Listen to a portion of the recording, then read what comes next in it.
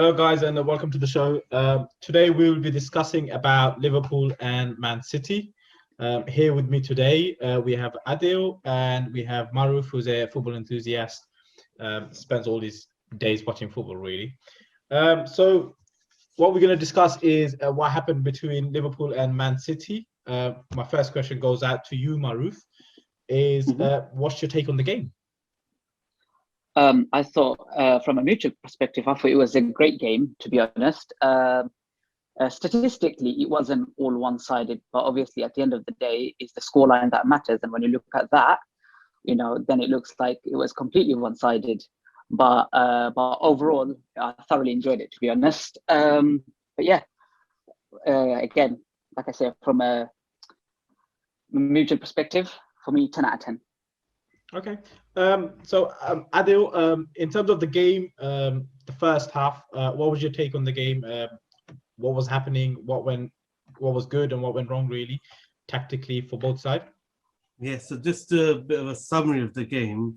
Obviously, the first thing that jumps out at you is Pep going with a false nine system. He's Gabriel Jesus playing, especially after he scored the last two games. So that was a bit of a surprise. And if I'll be honest, first thing I was thinking is big game, Pep's doing what he does in a lot of big games, which is overthink things, not trust his team just to play their football and win, which has happened last few seasons in the Champions League especially. So, that was the first thing that came to our head was, okay, he's overthinking things again. Well, we all know totally got proven wrong. First half, the main thing I noticed from the first half was how both teams were actually very similar. At opposite times, at different times, they're both doing the same things to each other and following the same game plan. Obviously, there's differences, and I think towards the end of the show, we'll discuss the differences. But without going into the differences right now, I found the first half fascinating, definitely in terms of it started off with us. First 20 minutes, I thought Man City were the better team. They looked really confident. What surprised me and was different from the games I've played before was how much City were willing to play passing football, play in the opposition, play through the thirds. They really started off confident. And it looked like Liverpool were the away team. Liverpool playing quite direct, trying to get the ball in behind Mane, and basically risk-free football, not really looking to play the ball out.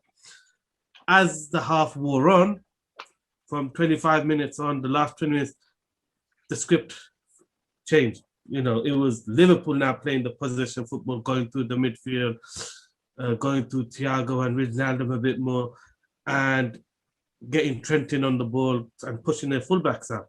And it was City playing a bit more on the counter and playing the direct ball into Mahrez a bit more. So what I noticed was in terms of a boxing match, first half was a draw. Obviously, in terms of chances, City missed a penalty. Mane had a glorious chance. And generally, towards the end of the half, it felt like Liverpool was starting to get a rhythm and take hold of the game. And really, especially down the right side, getting the crosses in, they looked like to dominate slightly. On that point, Maruf, what do you think in terms of tactically they were doing that kind of change in the first half when they got the penalty, say for instance, Man City? Sorry, just before that, I'm a bit analytical, so I made a few notes on what Adil was saying. Right, first of all, he was saying he was surprised that Jesus wasn't on. Why is Pep being all careful about it? When was the last time Pep won in Anfield? Never. I think that was the first time he's won against Liverpool at home. So I think as a manager, psychological effect is that why am I going to go into a game where I know I've never won previously? I'd rather be safe than sorry. But I don't think Pep was playing it safe. However, he had few tweaks tactics, right? With regards to the tactics, Hassan, back to your question, I think that if you have a look at how Pep Guardiola set up yes, he had, it almost looks like 4-3-3 with Phil Foden down the center sometimes, and you had Mahrez on the right and Sterling on the left. However, it almost turned into 3-4-3 because Cancelo, when they were attacking, Cancelo would come in the middle, right? That actually freed up Gundogan to actually press. He actually pressed quite a bit on the final third that I don't think a lot of people picked up. That gave freedom to Rodri. That gave like the likes of Stones sometimes to even drive out with the ball. That's just adding numbers in Liverpool's half, from my perspective. That's what I saw. But with regards to first half, I think Liverpool were very, very lucky not to go goal or two down. So as how Adil sees it, that it was a draw, in my opinion, I think Liverpool got off lucky there.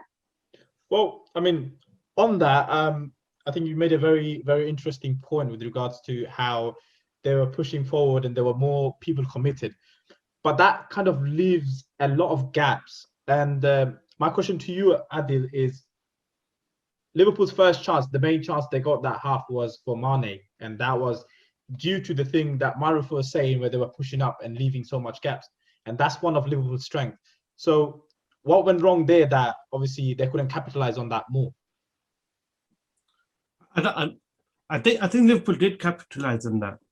I mean, from the second part of the first half, they actually created that scenario where Salah makes the run inside of Zinchenko, and one thing in the first half that was really recognizable was how narrow City's back four was. So they were very much aware of the diagonal runs of Salah and Mane. So they were really narrow. And so the only real out ball that Liverpool had was that ball out to Trent. Obviously, I think we could discuss part of the reasons why Robertson wasn't as attacking, and I think that was a tactical decision. And I think it's linked into a point we'll talk about later about the clear differences between both teams. But I still feel in terms of game plan, both teams done a lot of things similar. Like when they play possession football, they're playing very similar possession. When they're playing pressing, it's very similar. When it's doing counter pressing, it's very simple. It's similar. When they're doing counter attacking, it's very similar. And they're both doing it to each other at different times.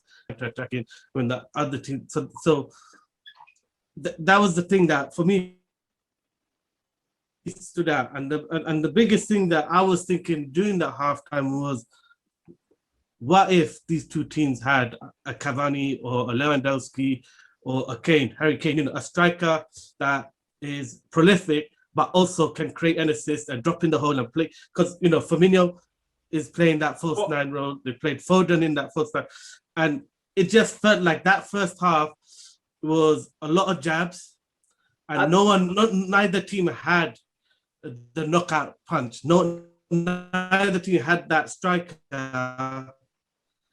that just would make the difference. You make a good point, but I mean, for City, they have someone who is probably one of the best strikers in Premier League history, Aguero, who can easily do that job that you're saying in terms of dropping in and also being that man that's at the end of all the different attacks. And so, obviously, for this game, Aguero wasn't available. Number one, and I know, but because we're talking and Aguero isn't a false nine striker. He's an out-and-out striker. He's an out-and-out. He's not really a false. He can do it, and I know he's brought that more into his game under Pep. It would have been interesting to see I personally Aguero think was available, whether he would have played. That's exactly what I think. I don't think he would have played. I think the system is working. If I really don't see Aguero or Jesus starting for a long time. Okay. Unless it's a cup game or resting players. This is quite interesting, the points you bring up about, I mean, obviously City going with Foden as a false nine and Firmino going as a false nine. So that leads me to my next question, and also with regards to the second half, where Phil Foden, it seems he kind of grabs the game by the scruff of the neck and literally changes the whole game. So what's your take on the second half, and what was the difference that caused this all of a sudden, to overall Liverpool really?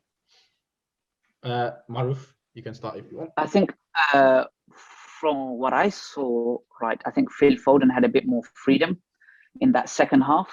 I think a massive part of that came from Bernardo Silva. I think he was doing a bit of the dropping back for Phil, because I'm not sure if you saw, Phil actually had a run on against Trent. And of course, he left Trent for dead, but Curtis Jones, recovered him. But again, Pep likes all his men behind ball. He's not playing with a man up top, right? But if you have a look, Bernardo Silva, Rodri, and Gundogan protected him quite a bit. And you've got Sterling out wide and Mahrez out wide. He had protection from both sides. So he had a lot of freedom, drop into the right sometimes, pick up the ball, bring the play towards the left, drop into the left sometimes, cross it in, whatever he can do. But they were constantly, interchanging him and Sterling as well. I saw Sterling a couple of times coming down the middle. Adi, what would you make of the second half? And I mean, where was the game won? I think what the second half showed was how much the most important action of the game happened in the first half.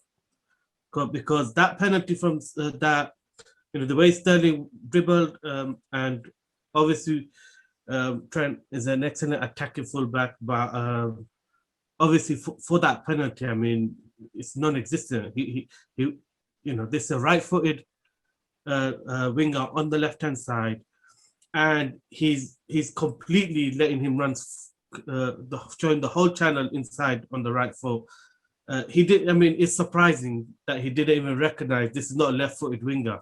This is a right-footed winger. Why show him the whole channel in? So he had a clear, easy path straight into Fabinho, and with his power and pace, when he's got that momentum and he's shimmying, Fabinho gambled and stuck a leg up. But the point was, Fabinho's positioning was wrong. I mean, if you see his body positioning, yeah, completely wrong, yeah. But I think there was a fear that Zinchenko was going to do an overlap. I think that was one of the fears that, what if Zinchenko does an overlap? That's going to drag out one of the men. So that's why I think he had to commit. Well, I felt that one incident dictated the whole second half, because from then on, we saw a totally different back foot. And every time, so the start of the second half, it was the opposite to the first half. Actually, City started off playing quite direct, like much Liverpool did in the first half, and they didn't want to engage in taking the risk of passing out through the thirds. And Liverpool were really pressing high. But the thing I straight away noticed while I was watching the game was how many of the balls Foden was challenging for. And he was actually winning second balls, winning headers against Fabinho and Henderson. And you could see a huge difference in his intensity. So, and I think Pep alluded to it in his post-match conference. You could tell Pep had some harsh words for Foden, because he was a beast in the second half. Before any of the goals, he was literally harassing the centre backs, challenging for long balls, direct balls, and you could see the intensity. And then every time Sterling had the ball, it's like the whole midfield of Liverpool, the whole back line, Trent, Fabinho was so scared of him. And I really thought those two players wrestled the whole game into Man City's favour. As much as, the tactics and everything, like I said, a lot of it, both teams were doing to each other. But the individual intensity in which Sterling and Foden started that second half, I think they wrestled control of that second half.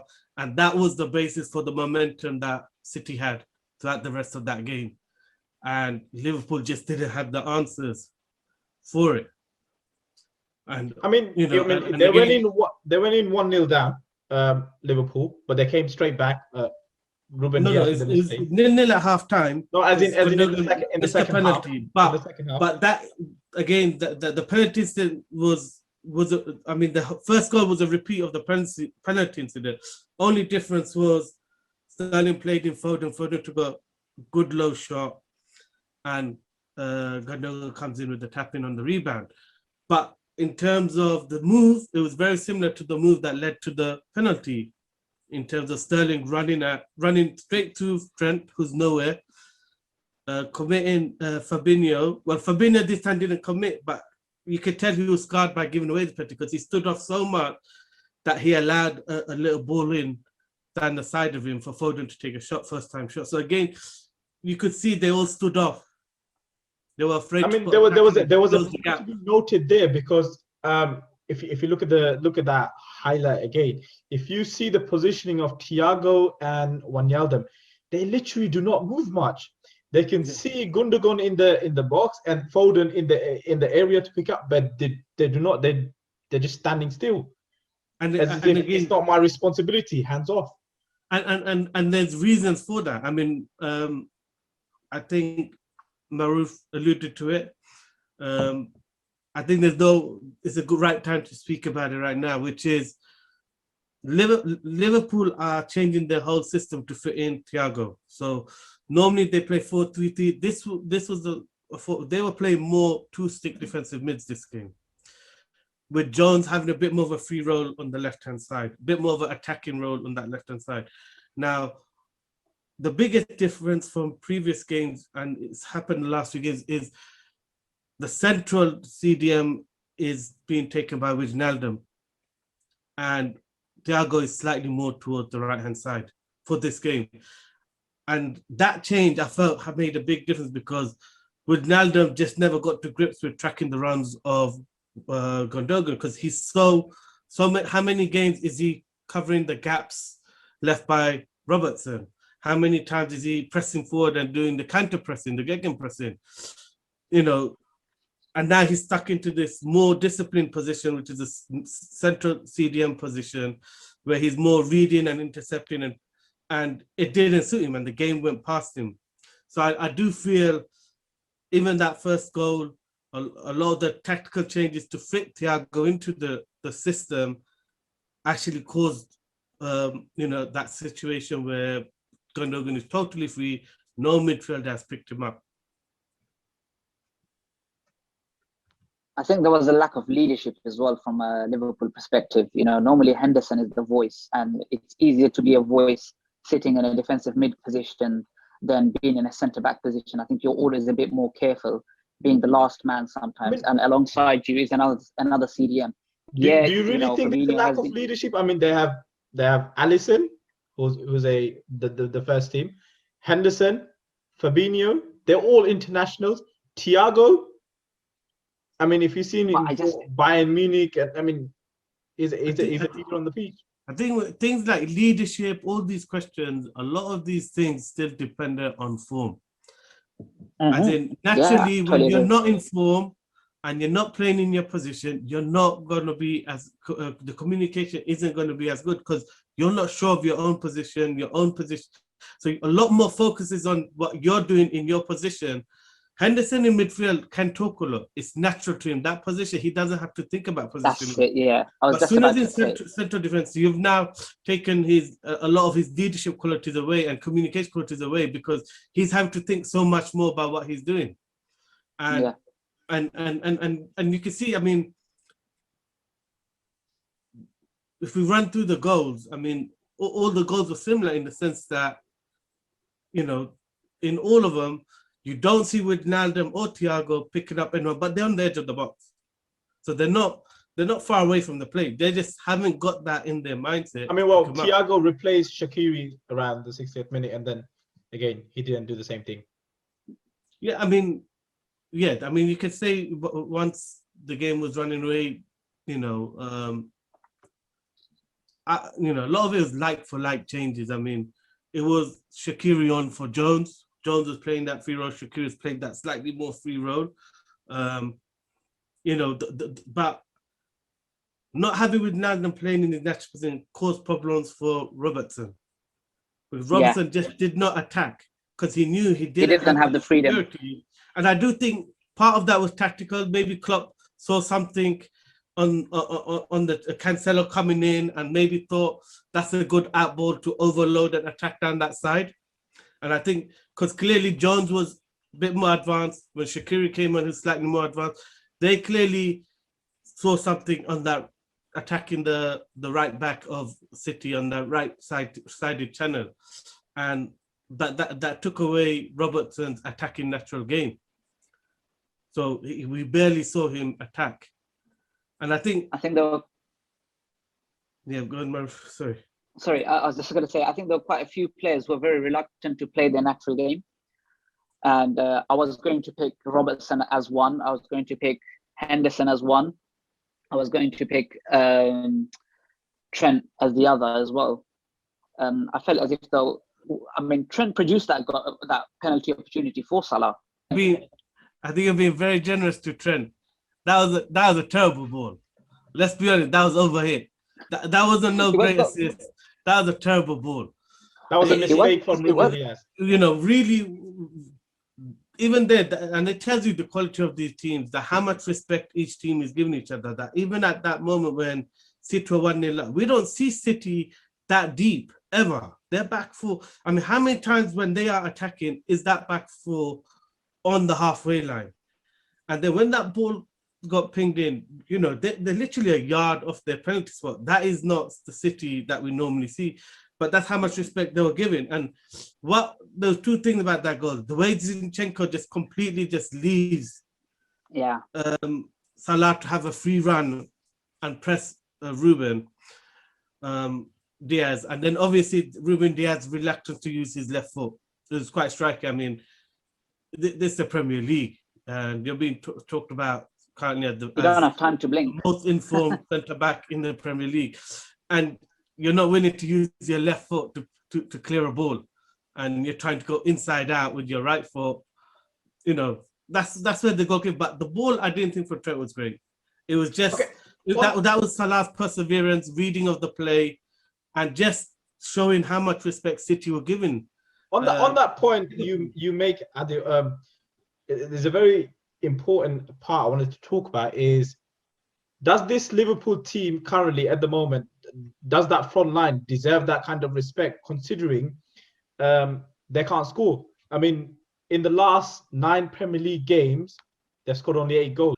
So, I mean, on that question, is Liverpool's defense the problem we're saying here? No. Or are they not scoring? That's the problem. They attack the problem? Because obviously there's a lot of Liverpool fans out there, they're saying, oh, we haven't got defenders and the defense is the problem. But from the start, I've just said recently, it clearly shows they're not scoring enough goals. But I think both go hand in hand. The thing is, when a team is confident in their defense, they attack with more belief, with more intensity, and they take more chances because they know they're solid at the back. And a good example of that was as soon as Adrian comes into the team, they could, one of the earlier games in the season, they had their back four. I think only Van Dijk might have been missing, but they had Matip, they had Joe Gomez, they had centre backs. And just that change of Adrian coming in made the whole performance and the whole back line play with, nervousness. And they lost that game. I think that was the Aston Villa game. Yeah. So clearly Liverpool and the way they press and the aggressive style they play, it's very dependent on the players being confident on that back foot. So I do think it's hand in hand, but obviously there is a problem because the stats show they're not creating. I mean, I wouldn't say they created a clear-cut chance. Mane's one was a good chance, but it wasn't a chance where they've opened City up. There's a good cross, free header, should have done better with it. But you have to still question Liverpool's attack. I know a lot of Liverpool fans are calling out Firmino and what he brings. I think Klopp is very loyal to him, and I think and there's a thing to be said about a lot of times when managers win titles with players and in certain positions, but once you win trophies, you start actually becoming more loyal to those players. And maybe when you were doing more rotations and keeping everyone on their edge, you move away from that slightly and you become more dependent on players. And it's obviously at the start of the season, Jota covered over a lot of the cracks in the Liverpool attack. He got goals in tight games. A lot of those games were tight games or not looking like they're going to create a clear-cut chance. And Jota would come on and he'll show the movement and the creativity that's clearly lacking in Liverpool's attack. And I think a big part of that is because Mane and Salah are playing so narrow, they're just looking to get goals all the time. They're just making that similar run. Whereas not last year, it was moving towards this, but 2 years ago when they won the Champions League and they were playing by far the best attacking football in Europe, it was a mixture. A lot of the time, Mane and Salah were out wide. They were creating the space that they wanted to attack. And now what you see is a lot of the time, they're already in the space they want to attack. And maybe they become more reliant on that tactic because of the success of the assists the fullbacks have got last year.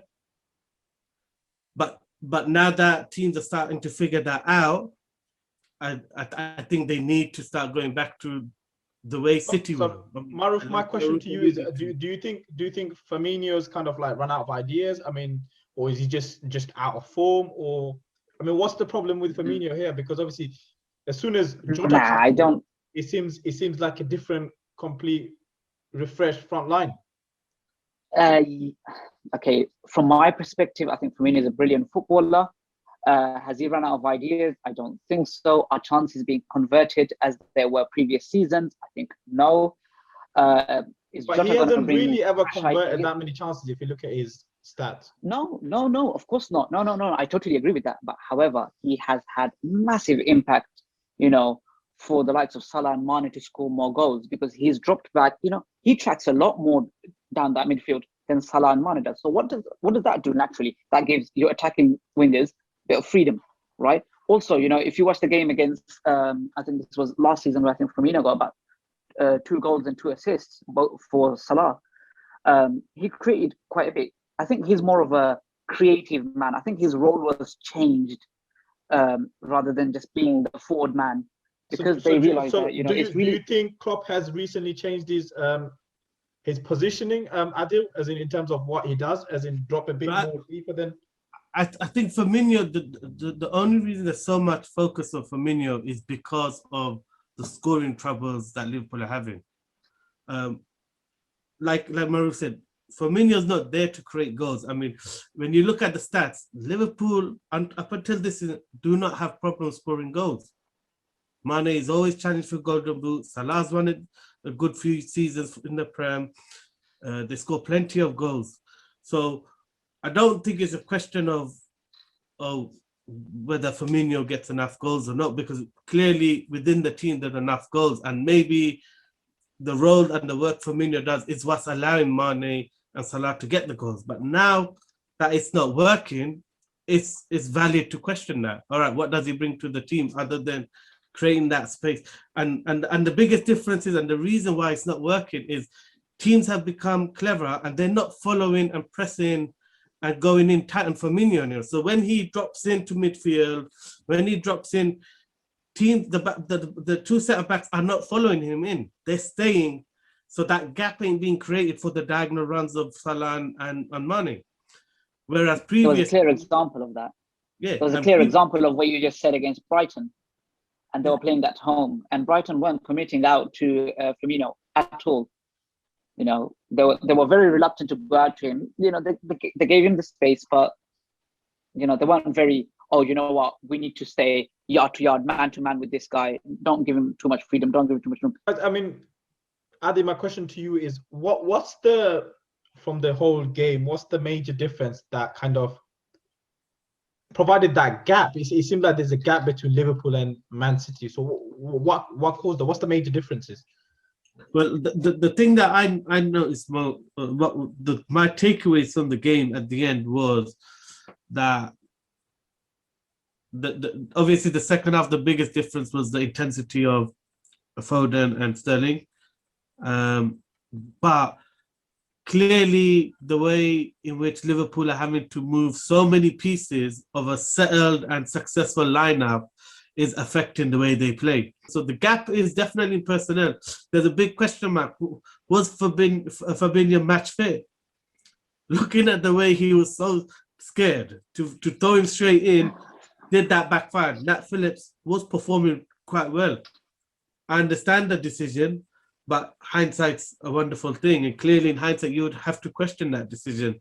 He didn't look match fit. He didn't look confident. So I think even the tactics, if you look at the whole tactic of going to two CDMs and leaving Jones free and kind of taking that natural width from attacking instincts of Robertson. So I think it's a game where I wouldn't say there's a gap, but I think in that second half, there was a gap because just Pep managed the game better and the tactics better, and they had a bit more of a settled team, a settled identity, players playing in their position, and ultimately they made their tactics work. There is a clear, distinct, different style in which they play 4-3-3 or 4-2-3-1. You know, they're kind of quite fluid in most matches. They play one or the other. City clearly attack with wide wingers. Both teams play false nines. Liverpool play with inside wingers, inside strikers, you could say. Fullbacks overload and create the width and get us lots of assists through crosses. With City, the fullbacks come in. They do the counter pressing. They recycle the ball. That allows Bernardo to go in and join in the attack. That allows Gundogan to join in the attack. And then Rodri just marshals the two fullbacks. So even though the formations is similar, the execution and the tactic in which they do is totally different between both teams. And clearly the width that City played with natural winger dribblers who can attack at pace, run at defenders, was the difference. As for Liverpool, they got guys who, Robertson and Trent aren't going to dribble past 2-3 men. They're gonna take a touch and whip a great ball in. Or they're gonna do a quick 1-2. So I feel that's where the gaps were evident in this game. I don't necessarily think there's a difference between the two teams. Just in this game, circumstances, personnel, the changes, and tactics. It doesn't always work. Okay, quick two questions to both of you. Just simply yes or no. Maruf, to you first. Are Liverpool still the main challengers to Man City? Yes. I mean, and to Adil, is there anyone else that you think might be challenging them? No, I think that first half, one thing it showed was the difference in class between these two teams and the rest in terms of their setup in everything, in every facet of the game, off the ball, on the ball. There is still a huge difference. I mean, these two teams have an identity in what they're doing. Thank you both. I mean, there was plenty of talking points there and some really interesting points that have come out. Thank you both for your time and pleasure. seeing you soon again. Yeah, thank you.